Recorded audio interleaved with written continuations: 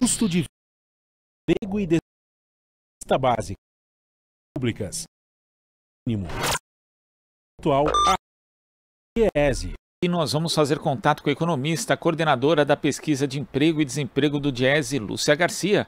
Bom dia, Lúcia. Bom dia a todos os nossos ouvintes. Lúcia, os números de uma pesquisa feita pela Universidade Federal do Paraná estimam em 1,5 milhão de pessoas no mercado de trabalho das plataformas digitais, isso por volta de agosto de 2021 no Brasil, o que corresponde a cerca de 1,6% dos trabalhadores do país. O estudo indicou ainda que esse número está em expansão, facilitada pela pandemia da Covid-19 e também pela recessão econômica. Quais são os impactos que esse tipo de emprego, dos trabalhadores de aplicativo acaba tendo no mercado de trabalho como um todo, Lúcia? Então, Glauco, na verdade, nós do DIEESE estimamos que esse número seja maior, que nós tenhamos até 4,5% da população ocupada no Brasil no modo cybercoordenado, ou seja, vários setores de atividade em que nós já temos uma cybercoordenação, pessoas que são recrutadas e que têm o seu trabalho gerenciado pelas tecnologias digitais. Entre os efeitos que nós temos no mercado de trabalho, o mais abrangente é que esse é um novo paradigma de gestão, de contratação e de remuneração que começa nesse segmento, mas que deve se irradiar para outros segmentos da classe trabalhadora. Portanto, a qualidade ruim desse trabalho vem se espraiando como um paradigma, como um modelo para todos nós. Além disso, esse modelo de trabalho, ele se assemelha a uma servidão moderna, onde o trabalhador, ele aporta ao trabalho os seus recursos, as suas ferramentas, o seu tempo, e pouco absorve em termos de recompensa financeira. Então, rebaixa o mercado de trabalho. Essa é a meta dessa que ao contrário, retira democracia e poder dos trabalhadores do mercado de trabalho. Essa é uma questão essencial. E é essencial, inclusive, ter algum tipo de legislação regulando isso, Lúcia? Porque hoje, por exemplo, a gente observa por esse estudo que 5,98% das disputas na Justiça do Trabalho já reconhecem a relação entre o trabalhador e a plataforma como uma relação de emprego. Então é necessário também que isso seja disciplinado para facilitar a segurança do próprio trabalhador, que muitas vezes se vê destituído de praticamente qualquer direito. Exatamente, por isso nós estivemos, na semana passada, em audiência pública no Congresso Nacional, onde se discute um marco regulatório para esse tipo de trabalho, e há aí mais um problema. Por quê? Porque nitidamente há no centro da relação de emprego dos trabalhadores de plataforma, de aplicativo, uma relação de subordinação.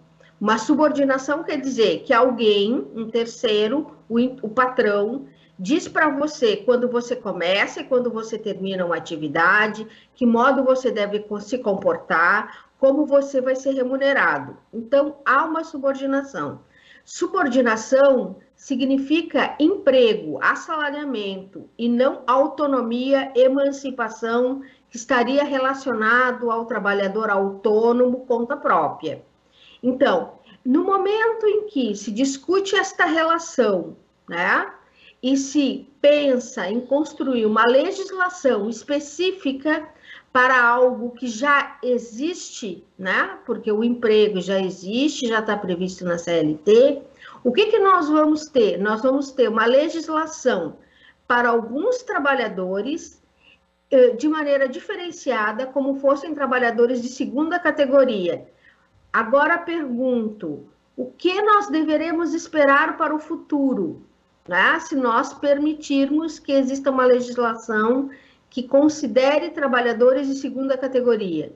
Nós devemos esperar que essa legislação vai acabar, não é, se espraiando para toda os trabalhadores. Portanto, é sim conflituosa, nós temos ali uma relação de emprego, de subordinação, e nós devemos lutar para que esses trabalhadores tenham reconhecido sua condição de trabalho.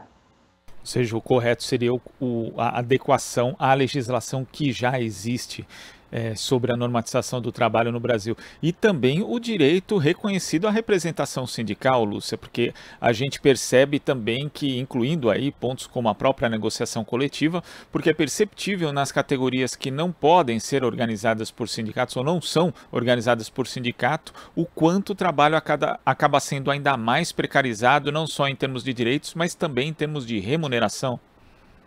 Exatamente, e nós percebemos claramente que esses trabalhadores, ao longo do tempo, foram amadurecendo no sentido de reconhecer a importância da luta coletiva, né, da sua organização sindical.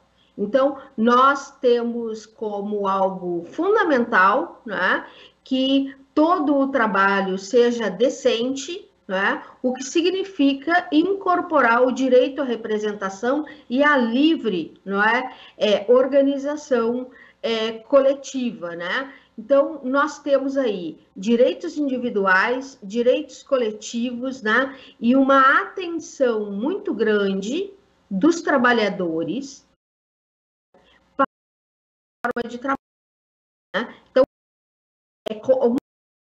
vamos entender como a tecnologia vem adentrando no mundo do trabalho de maneira a nos submeter cada vez mais, né? E que nós precisamos, portanto, compreender as formas como essas novas tecnologias elas se dão, principalmente do ponto de vista da propriedade do capital, que hoje é uma propriedade financeirizada, pulverizada, mas que submete os trabalhadores e cada vez mais nos aproxima a relações de trabalho muito anteriores a essa tecnologia, né? Já está bastante claro para nós que nós vivemos uma tecnologia do século XXI e relações de trabalho do século XIX. As novas tecnologias que poderiam propiciar mais tempo livre, inclusive para o trabalhador, acabam facilitando a superexploração do trabalho. Lúcia, queria agradecer a sua participação aqui no Jornal Brasil Atual de hoje. Até a próxima. Agradeço eu e acho que é muito importante que a gente consiga estabelecer um debate em que as grandes questões do mundo do trabalho possam estar presentes no dia a dia e no debate do trabalhador e na sua organização. Eu que agradeço aqui. Muito obrigada. Obrigado, Lúcia. Conversamos aqui com a economista e coordenadora da pesquisa de emprego e desemprego do Diese, Lúcia Garcia.